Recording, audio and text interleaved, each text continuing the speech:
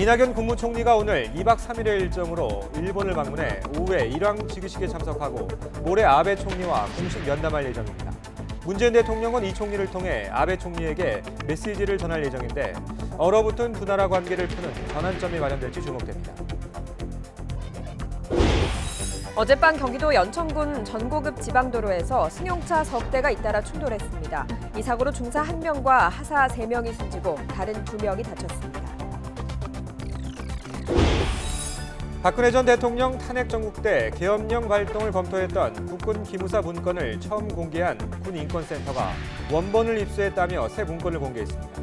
탄핵 결정 이틀 전 계엄령 준비에 착수해 서울 주요 지역을 군이 점령한다는 등의 내용인데 당시 대통령 권한대행인 자유한국당 황교안 대표가 이 계획을 알고 있었을 가능성도 제기했습니다. 국가기관 등의 돈 씀씀이와 직무를 감찰 적발하는 감사원이 정작 자신들은 국민 세금을 쌈짓돈처럼 써온 사실이 드러났습니다. 7급 이상 직원 대부분이 매달 수십만 원씩 이른바 특정 업무 경비를 나눠 가졌습니다.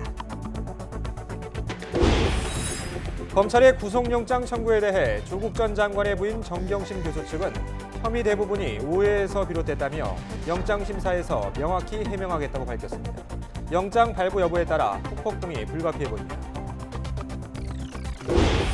문재인 대통령이 어제 7대 종단 지도자들을 청와대로 초청해서 대화했습니다. 2년 넘게 국민 통합을 위해 애썼지만 성과가 없었다며 특히 검찰개혁에 대해 국민 갈등을 키우는 정치권 행태를 강하게 비판했습니다. 굿모닝 YTN 2부 이어갑니다. 이낙연 국무총리가 나루히토 일왕의 즉위식에 참석하기 위해 2박 3일의 일정으로 오늘 아침 출국했습니다. 아베 총리와도 공식 면담할 예정입니다. 이 총리의 방일을 계기로 얼어붙은 양국 관계를 풀기 위한 전환점이 마련될지 주목됩니다. 추은호 기자가 보도합니다. 이낙연 국무총리가 우리 정부 대표 자격으로 나루히토 일왕 즉위식에 참석하기 위해 일본을 찾습니다. 아베 총리와는 23일 저녁 외빈 초청 만찬에서 만나는데 이 자리에서 두 사람의 짧은 대화가 오갈 것으로 보입니다. 공식 면담은 24일 오전 총리 관저에서 진행됩니다. 10분 플러스 알파의 짧은 면담 시간이라 수출 규제나 지소미아 종료 등 구체적인 현안에 접근하기는 어렵겠지만 양국 관계를 개선하자는 우리 정부의 의지가 전해질 것으로 보입니다. 문재인 대통령도 이 총리를 통해 아베 총리에게 보내는 메시지를 전할 예정입니다. 친서가 문서 형식일지 구두 메시지일지는 알려지지 않았지만 갈등을 해소하기 위해 함께 노력하자는 메시지가 담길 전망입니다. 면담이 잘 마무리된다면 이를 징검다리 삼아 양국 정상회담으로 이어질 수도 있습니다. 다음 달 태국과 칠레에서 다자간 정상회의가 잇따라 열리는 만큼 두 정상이 마주 앉아 회담할 기회는 열려 있습니다. 그렇지만 일본의 태도가 관건입니다. 특히 정상 차원에서의 그 회동이 가능하려고 하면은 일본 측의 그 전향적인 태도 그리고 성과가 담보가 된다는 말씀을 드립니다. 아직 좀 갈 길이 멀다 이렇게 말씀을 드리겠습니다. 이 총리는 양국 우호의 상징적 인물인 고 이수연 의인의 추모비를 찾아 헌화하고 일본의 대학생과도 대화의 시간을 갖는 등 일본인들의 반한 감정을 누그러뜨리는 데도 주력할 예정입니다. YTN 추은호입니다. 오늘 즉위식을 앞두고 나루히토 일왕이 과거 침략 역사나 한일 관계에 대해 했던 발언들이 재조명되고 있습니다. 전쟁에 대한 반성을 여러 차례 언급해왔는데요. 앞으로 아베 정권을 견제하는 행보를 보일지 관심이 집중됩니다. 조수연 기자가 보도합니다. 태평양 전쟁 종전 74주년을 맞이한 지난 8월 15일 일본 정부 주최 전국 전몰자 추도식에 참석한 나루히토 일왕은 참회의 뜻을 밝혔습니다. 소중한 목숨을 잃은 수많은 사람과 유족을 생각하며 깊은 슬픔을 느낀다며 깊은 반성이라는 표현을 썼습니다. ここに過去を顧み深い反省の上に立って再び戦争の惨禍が繰り返されぬことを切に願い 나루히토 일왕은 왕세자 신분이던 지난해 3월 브라질에서 열린 세계 물 포럼에서도 이런 역사관을 드러냈습니다. 당시 이낙연 총리와 만난 자리에서 역사를 공부하는 사람으로서 과거를 반성하는 바탕 위에서 좋은 관계가 구축되길 바란다고 말했습니다. 2015년 2월 기자회견 당시에는 전쟁의 참화를 알리고 평화헌법을 지켜야 한다고 강조했습니다. 군사 대국화에 박차를 가하는 아베 정권에 견제의 메시지를 보낸 겁니다. 戦争を知らない世代に悲惨な体験や日本がたどった歴史が正しく伝えられていくことが大切であると考えています。 일왕은 정무에는 관여하지 않지만 일본 국민 정서에 영향을 미치는 상징적인 존재로 남아 있습니다. 이에 따라 아베 정권의 우경화 흐름 속에 나루히토 일왕이 한일 관계 개선 등을 위해 앞으로 어떤 행보를 보일지 주목됩니다. YTN 조수연입니다. 어제 국회 외교통일위원회 국정감사에선 일왕이냐 천황이냐를 두고 논란이 일었습니다. 우리 정부의 공식 입장은 천황이라는 건데요. 여야 가릴 것 없이 의원들의 따끔한 지적이 쏟아졌습니다. 들어보시죠. 솔직히 말해서 어감상 일본 그 왕을 갖다 황제라고 부르는 것이 우리가 그동안에 일반적으로 써왔던 용어로 봐서는 좀 맞지가 입에서 잘 안 나오거든요. 그 뭐 일왕 이런 정도는 쉽게 나오지만 예, 정부는 말씀드린 대로 그 김대중 대통령의 98년 방위를 계기로 그 상대국이 쓰는 명칭을 쓴다 하는 차원에서 그 천황으로 정리를 했습니다. 저는 오늘 이 자리에서 우리 정부가 천황으로 표기를 한다는 걸 처음 알게 되는 것 같습니다. 정부가 외교적으로 쓸 때와 또 그렇습니다. 우리 국민들이 국회에 썼을 때, 언론에 썼을 때하고의 입장이 반드시 같은 것은 아니다 하는 것을 분명히 해둘 필요가 있다는 말씀을 드리겠습니다. 네, 그렇습니다. 트럼프 미국 대통령이 다른 사람이 대통령이라면 북한과 큰 전쟁 중일 수 있다고 말했습니다. 이달 초 스웨덴 스톡홀름 실무협상 결렬 이후 처음 북한을 언급하면서 김정은 위원장과 상호 존중한다면서도 전쟁 가능성도 언급했습니다. 워싱턴 강태욱 특파원의 보도입니다. 트럼프 대통령이 다른 사람이 대통령이라면 지금 북한과 큰 전쟁을 하고 있을 것이라고 말했습니다. 전쟁에 대해 그리 많이 듣지 않겠지만 일어날 수 있다면서 누가 알겠느냐고도 했습니다. 그러면서 전임 오바마 대통령과의 관련 대화를 거론했습니다. 오바마 전 대통령이 북한과 결국 전쟁을 하게 될 수 있다고 했지만 이를 해결할 방법을 모르겠다고 말했다는 겁니다. If somebody else became president with that same mindset that they had, you'd right now be in a big war with North Korea. You don't hear too much about it. It could happen. 탄핵 조사를 진행하는 민주당 소속 낸시 펠로시 하원 의장 등이 나라를 파괴하고 있다고 언급한 만큼 민주당이 집권했을 경우를 겨냥한 것으로 해석되고 있습니다. 트럼프 대통령은 또 오바마 전 대통령에게 김 위원장에게 전화한 적이 있냐고 물었더니 노라고 대답했다며 실제로 11번 시도했지만 김 위원장이 전화를 받지 않았다고도 소개했습니다. 그러면서 김 위원장은 자신의 전화는 받는다고 말하며 긴밀한 관계를 강조했습니다. I said, did you ever call him? No. Actually, he tried 11 times. But the man on the other side, the gentleman on the other side, did not take his call. Okay? Lack of respect. But he takes my call. 지난 5일 스톡홀름 실무협상 결렬 이후 트럼프 대통령이 공개석상에서 북한에 대해 언급한 것은 사실상 처음입니다. 김 위원장과 상호 존중을 바탕으로 협상 진전에 대한 기대감과 함께 전쟁을 언급하면서 비핵화 협상이 속도를 내지 못하면 관계가 급냉할 수 있다는 경고의 목소리도 낸 것으로 보입니다. 워싱턴에서 YTN 강태욱입니다.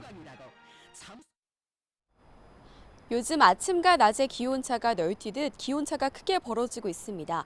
오늘 아침 서울 기온이 13.3도로 다소 쌀쌀한데요. 한낮에는 기온이 24도까지 오르면서 예년 기온이 6도나 웃돌겠습니다. 일교차가 서울은 11도, 강원도 철원은 15도까지 크게 벌어지겠습니다. 현재 전국의 미세먼지 농도 좋음에서 보통 수준 보이고 있습니다.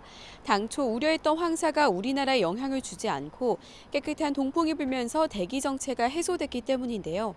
오늘 미세먼지 걱정 없이 전국의 대기질 양호하겠습니다. 오늘 내륙은 대체로 맑은 날씨가 이어지겠지만 동해안 지역은 하늘이 흐리겠습니다. 제주도에는 오후부터 밤 사이 5에서 20mm의 비가 내리겠습니다. 낮 동안 기온이 크게 오르며 포근하겠습니다. 서울 24도, 대전과 광주 23도, 대구는 22도로 예년 기온은 2에서 6도가량 웃돌겠습니다. 내일과 모레는 영동과 남부지방에 비 예보가 있고요. 기온은 점차 내림세를 보이면서 주말부터는 계절의 시계가 제자리를 되찾을 전망입니다. 오늘 아침 대기질은 양호하지만 짙은 안개로 시야가 뿌연 곳이 많습니다. 가시거리가 1km도 채 되지 않는 곳이 많으니까요. 안전운전 하시기 바랍니다. 지금까지 상암동 야외 스튜디오에서 YTN 권혜인입니다. 어젯밤 경기도 연천에서 승용차끼리 충돌해 군인 4명이 숨졌습니다. 성남시 분당구에선 지하 음악 연습실에서 불이 나 1명이 숨지고 5명이 다쳤습니다. 한현희 기자입니다. 승용차 한 대가 형체를 알아볼 수 없게 찌그러졌습니다. 어젯밤 8시 10분쯤 좌회전하는 차량에 부딪힌 충격으로 중앙선을 넘은 차량이 마주오던 또 다른 차와 부딪히는 사고가 난 겁니다. 이 사고로 20대 부사관 4명이 숨졌고 다른 차량 탑승자 3명이 다쳤습니다. 경찰은 목격자 진술 등을 토대로 정확한 사고 경위를 조사하고 있습니다. 각종 상업시설로 가득 찬 5층짜리 상가 건물 주변을 소방차가 둘러싸고 있고 바닥에서는 하얀 연기가 솟아오릅니다. 이 건물 지하에 있는 음악 연습실에서 불이 난 겁니다. 탄 냄새가 나기 시작하길래 뭔 상황인지 모르니까 일단 주위에 살피고 있었는데 대피해야 된다는 말을 듣고 이제 계단을 급히 내려갔는데 어젯밤 8시 50분쯤 난 불은 1시간 30여 분 만에 진화됐습니다. 화재가 발생한 건물입니다. 불은 모두 꺼졌지만 내부에 연기가 가득 차서 배연 작업이 진행되고 있습니다. 이 불로 26살 임모 씨가 숨졌고 18살 김모 군이 화상을 입는 등 5명이 중경상을 입어 병원으로 옮겨졌습니다. 안에 밀폐된 지하 공간 같은 경우에는 우리가 앞이 시야가 완전히 가리기 때문에 방 하나하나를 더듬어서 들어가야 되기 때문에 시간이 오래 지체돼요. 소방당국은 연습실에서 펑 하는 소리와 함께 불이 났다는 목격자 진술을 바탕으로 정확한 화재 원인을 조사하고 있습니다. 경기도 양주에서는 달리던 1톤 화물 차량에서 불이 났습니다. 소방당국은 원단이 실려있던 적재함에서 불이 시작된 것으로 보고 정확한 화재 원인을 조사하고 있습니다. YTN 한현입니다. 박근혜 전 대통령 탄핵 정국 당시 계엄령 발동을 검토했다는 촛불 계엄령 문건과 관련해 새로운 의혹이 제기됐습니다. 해당 문건을 처음 공개했던 시민단체가 원본을 입수했다며 다시 문건을 공개한 겁니다. 당시 대통령 권한대행이었던 자유한국당 황교안 대표가 계엄령 계획을 미리 알고 있었을 거란 주장도 나왔습니다. 나연수 기자가 취재했습니다. 촛불 집회가 격해져 경찰이 통제력을 잃어버리는 만일의 사태에 대비한 조치였다는 게 기무사 계엄령 문건에 대한 한민구 전 국방부 장관의 설명이었습니다. 그런데 국회 국정감사장에 등장한 현 시국 관련 대비계획이라는 문건에는 계엄령 준비가 언제 시작되는지 정확한 날짜가 박혀 있습니다. D-Day가 정확하게 나와 있는데요. 며칠 날로 나와 있어요? 3월 8일입니다. 3월 8일. 예, 탄핵이 되기 이틀 전에 그 쿠데타를 일으키려는 D-Day를 잡고 있습니다. 군인권센터는 이 문건이 앞서 기무사 계엄령 문건으로 알려진 전시 계엄 및 합수 업무 수행 방안의 원본이라고 주장했습니다. 신촌, 대학로, 서울대, 여의도 일대를 군 병력으로 점령하고 서울로 들어오는 톨게이트 3곳과 성산에서 성수까지 한강다리 10개를 모두 통제한다는 계획이 담겨 있습니다. 그러니까 구체적인 병력, 전력, 그다음에 국회까지 들어오는 진입로, 저 서강대교 넘어오는 걸로 돼 있습니다. 수색에서 시작해가지고. 네, 맞습니다. 이거 사전 검토 다 한 거예요. 사전 답사 다 했고요. 또 국회가 계엄을 해제하지 못하도록 국회의원을 현행범 체포해 의결 정족수를 미달하게 하는 방안까지 미리 계획돼 있습니다. 특히 주목할 대목은 국가안전보장회의 NSC와의 공감대 형성을 강조한 부분입니다. 당시 NSC 의장은 대통령 권한대행이었던 자유한국당 황교안 대표였습니다. 계엄령 문건 황교안 권한대행은 몰랐습니까? 적어도 야당의 대표를 공식적으로 이 문건과 관련된 아주 핵심적인 의혹을 가지고 있는 인물로 이름을 달아서 이렇게 기자회견을 했어요. 당시 NSC 의장으로서 이 문건에 대해서 몰랐다면 황교안 대표는 무능한 사람이고요. 알았다면은 이 음모에 가담했다고 저는 판단하고 있습니다. 문건이 당 대표를 향한 공격으로 이어지자 청문회를 통해 진실을 가리자는 요구가 오히려 한국당 일각에서 먼저 나왔습니다. 군인권센터 측은 검찰이 이 모든 것을 알고 있었지만 수사 결과로 공표하지 않은 것이 유감이라고 지적했습니다. YTN 나윤수입니다. 이와 관련해 자유한국당은 군인권센터의 주장이 명백한 가짜뉴스라며 배후 세력을 찾아 강력하게 법적 대응하겠다고 밝혔습니다. 자유한국당 이창수 대변인은 논평을 통해 당시 대통령 권한대행이던 황 대표는 계엄령 논의에 관여한 바도 보고받은 바도 없다고 이미 여러 차례 밝혔고 진실이 규명돼 결론이 난 사실이라고 강조했습니다. 국회 과학기술정보방송통신위원회 종합국정감사에선 TBS 교통방송의 정치 편향성을 놓고 고성과 설전이 오갔습니다. 직접 들어보시죠. 지금 TBS 안에서 벌어지는 좌파 해방구의 현장에 대해서도 문제의식을 전혀 못 느끼고 아까도 뭐 좌우 이런 거 없습니다라니 결과로 나타났는데 결과가 안 보여요, 눈에? 의원님, 지금 저희 예를 들어서 김규리 씨라든지 말씀하시는 주진우 씨라든지 또는 이은미 씨라든지 이런 분 얘기하시는 것 같은데요. 이분들은요 순수 음악 프로그램 하고 있습니다. 한 번도 안 들어보셨죠? 그렇지 않습니까? 한 번도 안 들어보셨죠? 순수 음악 프로그램 하고 있습니다. 거기에 어떤 메시지가 있습니까? 어디서 아까부터 안 봤냐? 본 적 있는 자 들었냐? 내 TBS 출연도 한 사람이야. 국가기관과 법률이 정한 단체의 회계를 감독하고 직무를 감찰하는 곳, 바로 감사원입니다. 그런데 다른 기관의 비위는 가차없이 적발하는 감사원이 정작 자신들은 국민 세금을 쌈짓돈처럼 써온 사실이 드러났습니다. 우철희 기자입니다. 감사원이 제출한 올해 특정 업무 경비 집행계획입니다. 전체 48억 9천여만 원 가운데 32억 4천만 원에 해당하는 돈이 모니터링 활동비로 책정돼 있습니다. 정부의 주요 시책이나 사업에 대한 모니터링 업무 수행 명목으로 주는 건데 문제는 거의 전 직원에게 세금 한 푼 떼지 않고 매달 30만 원씩 준다는 겁니다. YTN 취재 결과 지난달 기준 감사원 전체 직원 1,000여 명 가운데 82%가 넘는 860여 명에게 이 돈이 지급되는 것으로 확인됐습니다. 원래 특정 업무 경비는 각 기관의 수사, 감사, 예산, 조사 등에 필요한 실제 경비를 충당하는 데만 써야 합니다. 하지만 감사원은 이 돈을 기획조정실과 인사혁신과, 감사교육원과 홍보담당관 등 감사와 직접적인 연관성이 있다고 보기 어려운 지원부서 직원 230여 명에게도 똑같이 줬습니다. 지원된 세금을 사실상 쌈짓돈처럼 대부분의 직원이 나눠 먹은 셈입니다. 모니터링 활동비를 받은 직원들은 해마다 2차례 보고서를 냈는데 이마저도 부실투성입니다. 왼쪽은 감사원 기획조정실의 올해 상반기 모니터링 보고서, 오른쪽은 지난 2017년 5월 산업은행의 조사 월보인데 거의 토시 하나 틀리지 않고 일부 내용이 똑같습니다. 정부 부처의 재무 감사를 맡는 감사원이 수년간 수십억 원이 넘는 돈을 직원의 쌈짓돈으로 지급을 했습니다. 그야말로 내로남불이며 세금 낭비를 막기 위해서 예산 심사를 철저히 하겠습니다. 감사원은 지원부서도 감사 업무와 전혀 무관하다고 볼 수는 없고 모니터링 활동비는 증빙 의무가 없는 비용이라고 해명했습니다.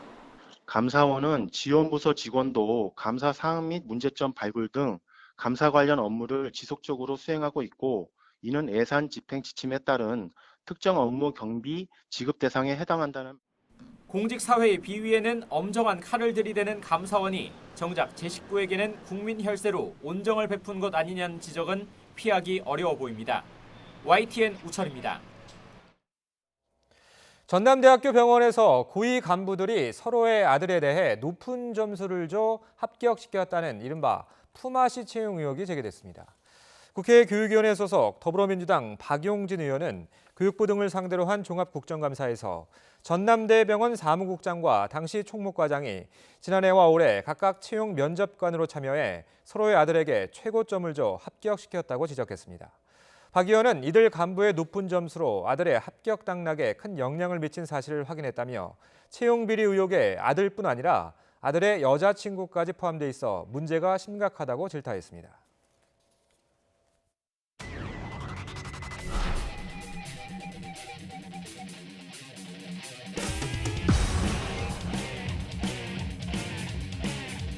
어떻게 수사를 했는지 다 이제 뭐 조금 있으면 다 드러날 텐데 조금 기다려 주시죠.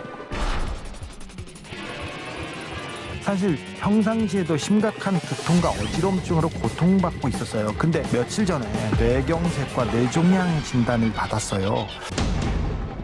보고받지 않았습니다. 일체 장관 사임한 이후에도 일체 사건을 보고받거나 저희들도 언론 보고 알았습니다.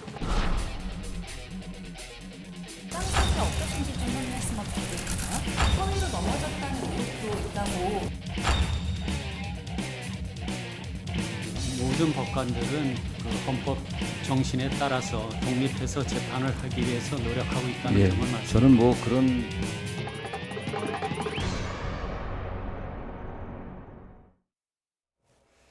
검찰이 어제 조국 전 법무부 장관의 부인 정경심 교수에 대한 구속영장을 청구했습니다. 조 전 장관이 후보자이던 지난 8월 말 검찰은 조 전 장관 일가에 대한 본격적인 수사에 들어갔죠. 수사 진행 과정을 이경국 기자가 정리했습니다. 조국 법무부 장관 후보자 지명 18일 만인 지난 8월 27일 검찰이 서울중앙지검 특수부 수사팀을 대거 투입해 입시 비리와 사모펀드 관련 30여 곳에 대한 전방위 압수수색에 나섭니다. 인사청문회를 앞두고 검찰 수사가 개시되어서 좀 당황스럽습니다.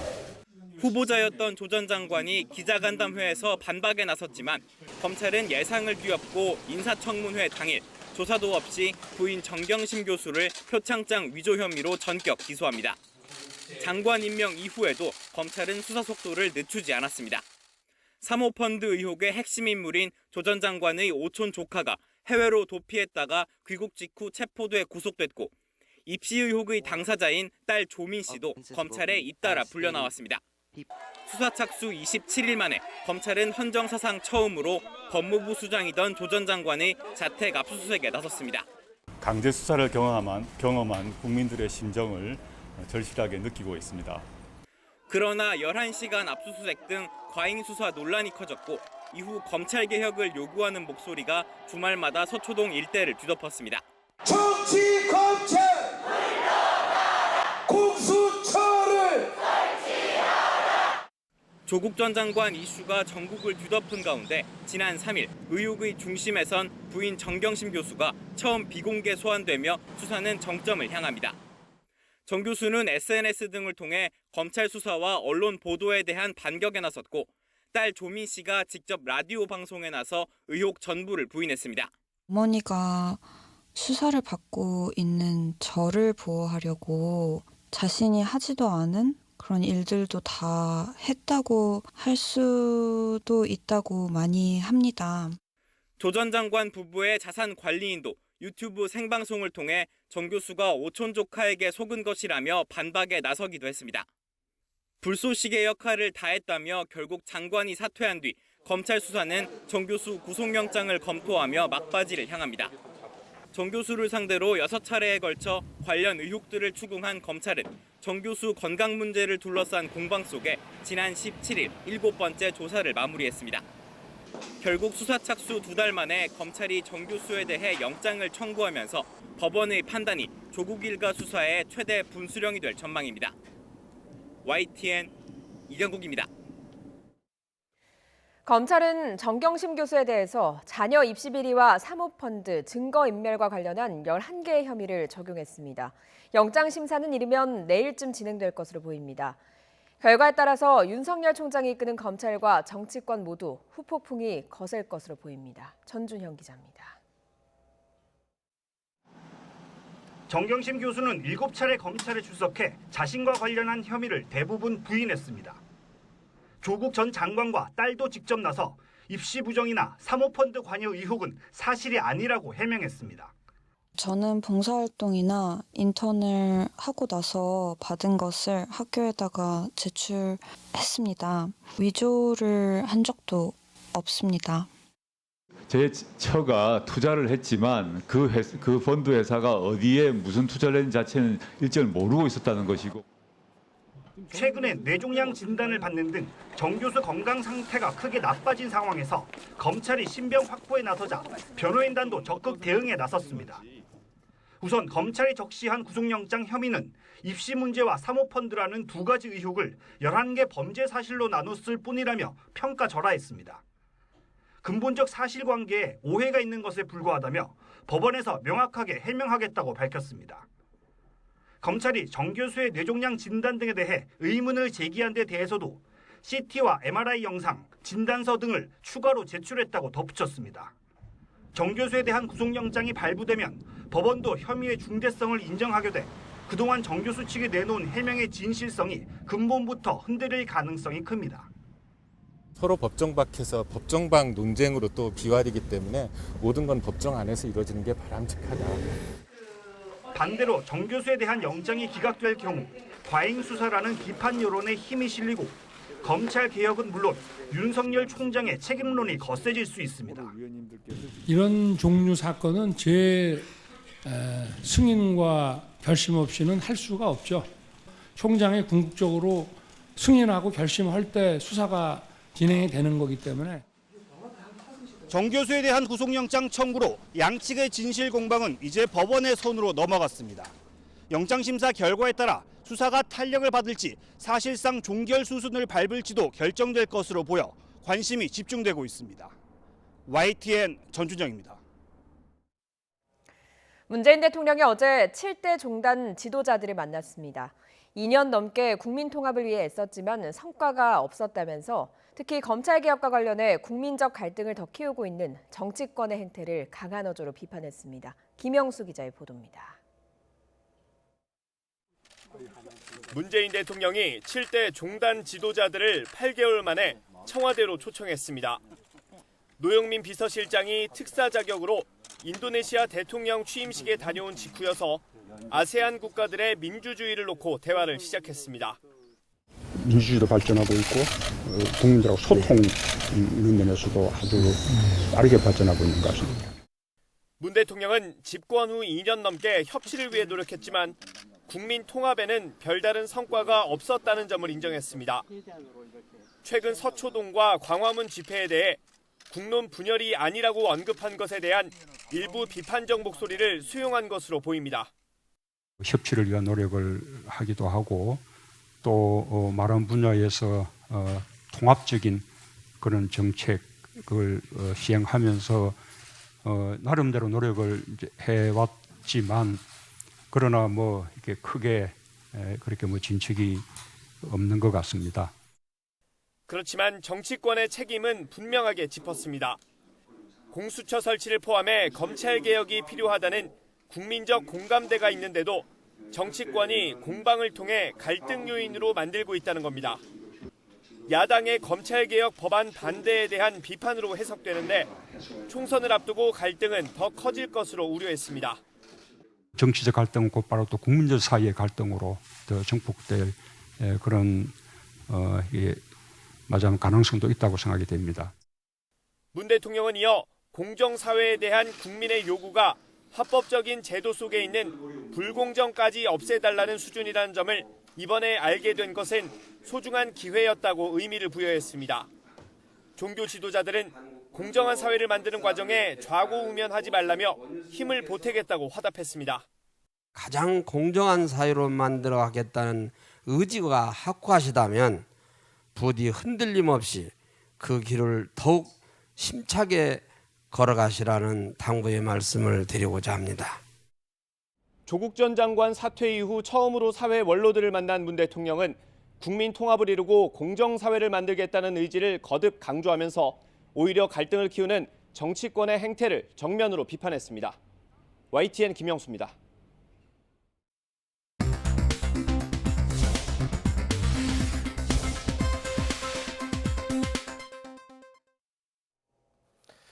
이 시각 보도국입니다. 513조 5천억 원에 이르는 내년도 예산안 심사를 앞두고 문재인 대통령이 오늘 국회에서 시정연설을 합니다. 문 대통령은 오늘 연설에서 내년도 예산안의 편성 배경과 집행 기조를 설명하고 국회가 원활한 예산 심사에 적극적으로 협조해달라고 당부할 예정입니다. 더불어민주당은 문재인 대통령의 국회 시정연설을 앞두고 의원총회를 열어 사법개혁 법안 처리를 포함한 입법 전략과 예산 심의 방향을 논의합니다. 민주당은 잠시 후인 오전 9시 국회에서 의원총회를 열고 주 52시간 근무제를 포함한 민생 법안과 패스트트랙 법안 처리 등에 대한 당내 의견을 나눌 예정입니다. 미국 대사관저에 난입해 농성을 벌인 대학생 진보단체 회원들 7명 가운데 4명이 구속됐습니다. 서울중앙지방법원은 범죄 혐의가 소명되고 증거인멸과 도주의 우려가 있다는 점 등을 발부 사유로 설명했습니다. 기각된 3명에 대해선 현 단계에서 구속 사유와 필요성, 상당성을 인정하기가 어렵다고 말했습니다. 프로야구 정규리그 우승팀 두산과 플레이오프에서 SK를 물리친 키움이 오늘부터 7전 4선승제의 한국 시리즈에 돌입합니다. 오늘 오후 6시 반에 서울 잠실구장에서 열리는 한국 시리즈 1차전 선발 투수로 두산은 린드블럼을, 키움은 요키식을 각각 예고했습니다. 이 시각 보도국이었습니다.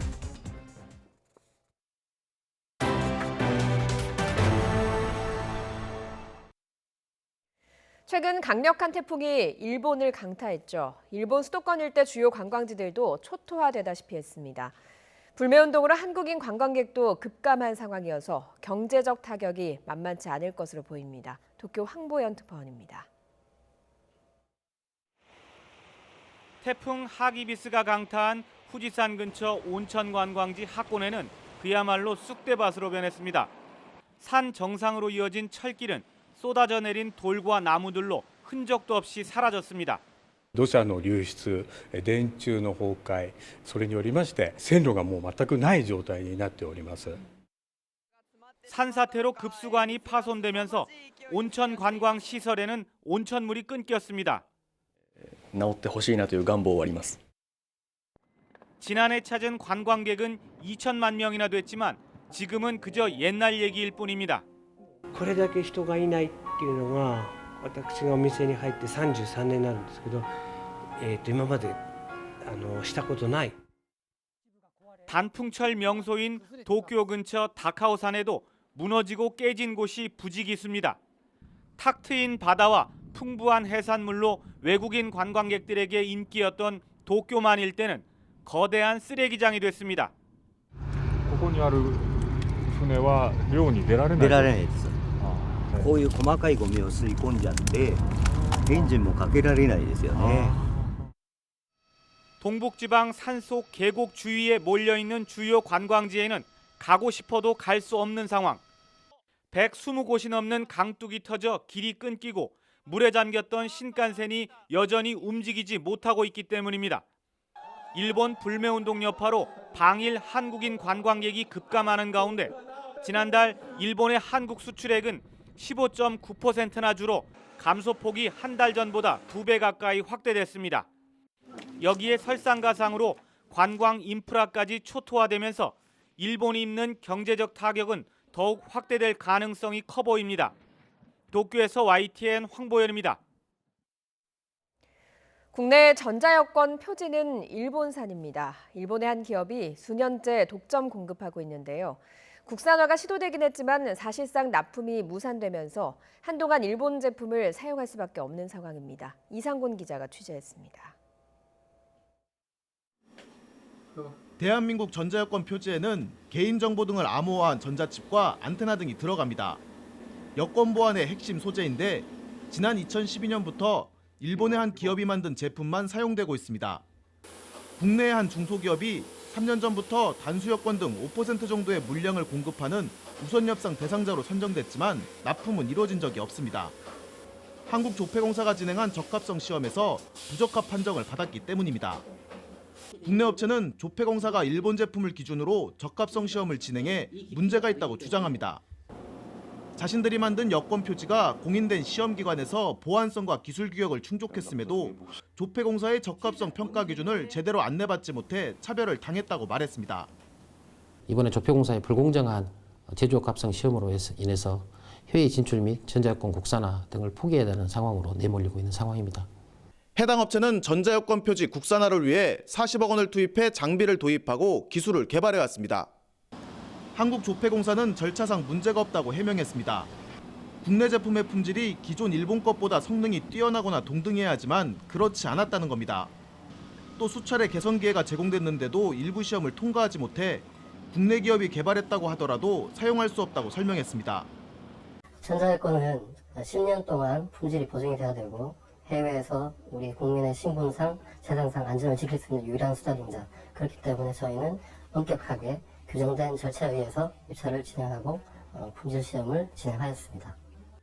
내년 하반기에 도입되는 차세대 전자여권은 제작 방식이 모두 바뀝니다. 조폐공사가 새로운 업체 선정 작업을 진행하고 있는 가운데 해외에서 우리 국민의 얼굴 역할을 할 여권에 일본산 표지가 당분간 계속 쓰일 수밖에 없는 상태입니다. YTN 이상군입니다.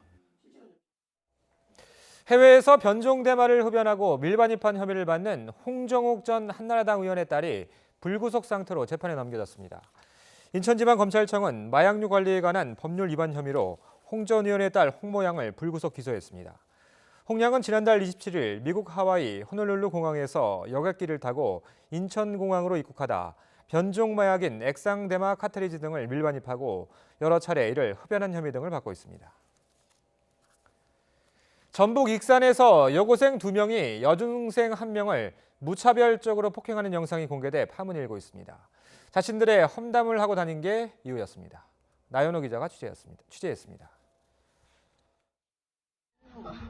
모자가 달린 오렌지색 옷을 입은 여중생이 구석에 몰려 무릎을 꿇은 채 빌고 있습니다.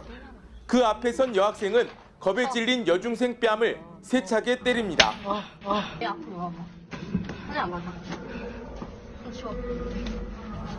또 다른 여학생도 팔을 번쩍 들어 올리더니 여중생 얼굴을 내려칩니다. 험악한 분위기 속에서 폭행은 한동안 계속됩니다. 잘못했어요. 조용히 해. 소리 지르지 마. 조용히 할게요. 피해 여중생이 울먹이며 여러 차례 애원하지만 폭행은 멈추지 않습니다. 심지어 피해자를 괴롭히는 게 재밌는지 웃는 소리도 들립니다. 영상 속에 확인된 폭행 장면만 1분 30초. 피해자는 무려 1시간 반 동안 38차례 맞았다며 경찰에 신고했습니다. 폭행 부분에 대해서 여러 거요. 그러니까 이렇게 뒷담화하고 다닌다 이런 이유인데요. 경찰은 여중생을 폭행한 여고생 2명을 공동 폭행 혐의로 불구속 입건했습니다. YTN 나연호입니다. 2020학년도 대학 수학력 시험이 치러지는 다음 달 14일엔 관공서 등의 출근 시간이 1시간 늦춰집니다. 교육부는 관공서와 기업체의 출근 시간을 오전 10시 이후로 조정하도록 협조 요청했다고 밝혔습니다. 또 대중교통 이용을 돕기 위해 출근 혼잡 운행 시간을 오전 6시부터 10시까지 기존 2시간에서 4시간으로 연장하고 운행 횟수도 늘어납니다. 전남 한평에서 화려한 백만송이 국화의 향연이 펼쳐지고 있습니다. 올해는 임시정부 수립과 3.1 독립만세운동 100주년의 의미를 담았다고 합니다. 김범환 기자가 다녀왔습니다. 나비축제로 이름난 고장입니다. 판소리 호남과 첫 대목에 나오는 한평 천지가 요즘은 온통 국화천지입니다. 쪽빛 하늘 아래 그림같이 펼쳐진 아름다운 국화 향연에 관광객은 탄성을 연발합니다.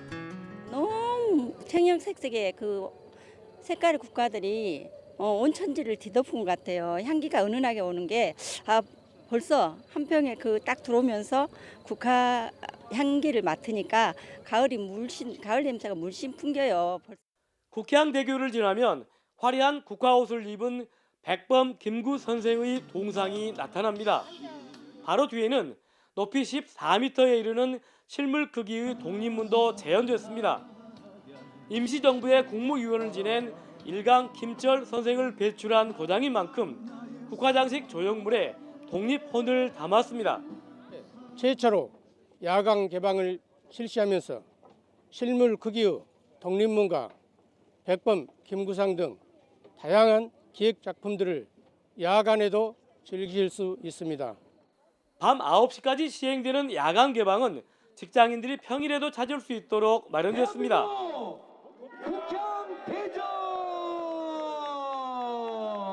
그윽한 국화향기를 맡으며 가을의 정취를 만끽할 수 있는 꽃길도 인기입니다. 한 뿌리에서 1,500개의 꽃이 핀 천간작과 분재 등 갖가지 국화작품 전시회도 열리고 있습니다. 임시정부 100년 100만 송이 국화함께를 주제로 한 한평 국향 대전은 다음 달 3일까지 이어집니다. YTN 김보환입니다.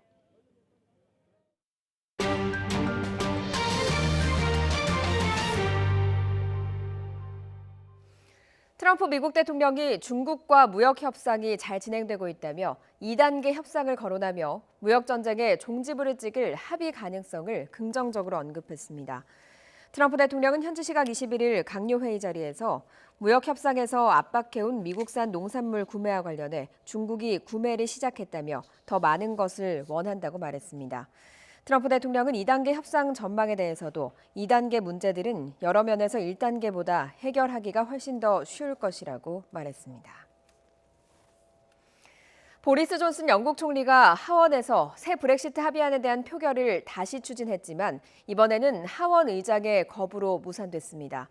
존 버커우 영국 하원 의장은 같은 안건을 같은 회기에 재상정하는 것은 안 된다며 반대 이유를 밝혔습니다. 박상남 기자입니다. 영국 현지 시간 월요일 오후 하원 의회. 지난주 토요일 하원에 상정됐다가 취소됐던 브렉시트 합의안이 다시 상정됐습니다. 하지만 이번엔 하원 의장의 반대에 부닥쳐 표결이 무산됐습니다. 48시간 전에 내놓은 것과 실질적으로 같은 안건이라는 게 불어 이유입니다. Today's circumstances are in substance the same as Saturday's circumstances. My ruling is therefore that the motion will not be debated today, as it would be repetitive and disorderly to do so. 영국과 유럽연합은 앞서 지난 17일 새로운 브렉시트 합의안을 확정했습니다. 존슨 총리는 이 합의안을 통과시키기 위해 토요일인 지난 19일 하원을 열었습니다. 하원은 그러나 새 브렉시트 합의안 승인 투표에 앞서 이른바 레트윈 수정안을 먼저 통과시키면서 계획이 틀어졌습니다. 이 수정안은 브렉시트 이행 법률이 의회를 최종 통과할 때까지 존슨 총리의 브렉시트 합의안에 대한 의회 승인을 보류하는 내용이었기 때문입니다.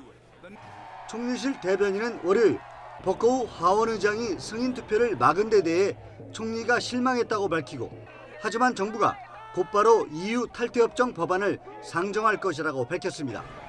EU 탈퇴협정 법안은 브렉시트를 이행하기 위해 영국 내부적으로 필요한 각종 법안을 말합니다. YTN 박상남입니다. 유럽연합 회원국 정상들이 영국의 브렉시트 추가 연기 요청에 대한 논의에 들어갔지만 결정은 브렉시트 합의안을 둘러싼 영국 정치권 상황이 좀 더 분명해진 뒤에 이뤄질 것으로 보입니다.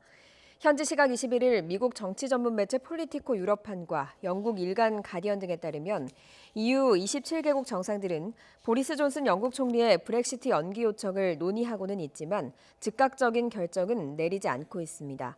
다만 EU 외교관과 관리들은 영국이 아무런 합의 없이 탈퇴하는 이른바 노딜 브렉시트를 막기 위해 가능한 모든 것을 한다는 EU 정상들의 주요 목표는 변함이 없다고 전했습니다.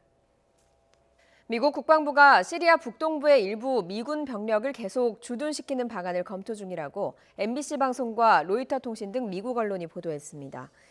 MBC 방송은 현지 시간 21일 아프가니스탄을 방문 중인 마크 에스퍼 미 국방장관이 기자들과 만나서 시리아 북동부에 있는 유전들이 이슬람 국가 IS나 다른 무장 세력에 넘어가지 않도록 하기 위해 일부 병력이 여전히 주둔 중이라며 이같이 언급했다고 보도했습니다. 에스퍼 장관은 일부 병력이 아직 파트너 병력들과 함께 유전 근처에 머물고 있으며 이들을 이곳에 남기는 방안을 논의하고 있다고 밝혔다고 로이터 통신도 전했습니다. 요즘 활동량이 많은 분들은 한낮에 덥게도 느껴지시죠? 오늘도 아침에는 다소 쌀쌀하지만 한낮에는 가을볕에 기온이 크게 오르겠습니다. 부산 23도, 서울은 24도로 예년 기온을 6도나 웃돌겠습니다. 오늘 예상과 달리 미세먼지 걱정은 없겠습니다. 황사도 예상보다 약해지고 청정한 동풍까지 불어들기 때문인데요. 현재 전국의 미세먼지 농도 보통에서 좋음 수준 보이고 있습니다. 내일까지도 전국의 대기질은 양호하겠습니다. 이 동풍 영향으로 오늘 동해안은 하늘빛이 흐리겠고요. 제주도는 오후부터 밤 사이 5에서 20mm의 비가 오겠습니다. 내륙은 맑은 날씨가 이어지겠습니다. 현재 기온 어제보다 1, 2도가량 더 높습니다. 서울 14도, 강릉 13.6도, 광주 13.4도로 시작하고 있는데요. 낮 기온은 어제와 비슷하거나 조금 낮겠습니다.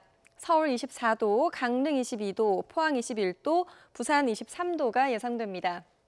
내일과 모레에는 영동과 남부지방에 비가 내리겠고요. 주말부터는 기온이 내려가면서 예년 수준의 쌀쌀한 가을 날씨가 찾아오겠습니다. 지금까지 날씨 정보였습니다. 화요일 굿모닝 화이트는 여기서 마치겠습니다. 내일 아침도 부지런히 준비하겠습니다. 고맙습니다.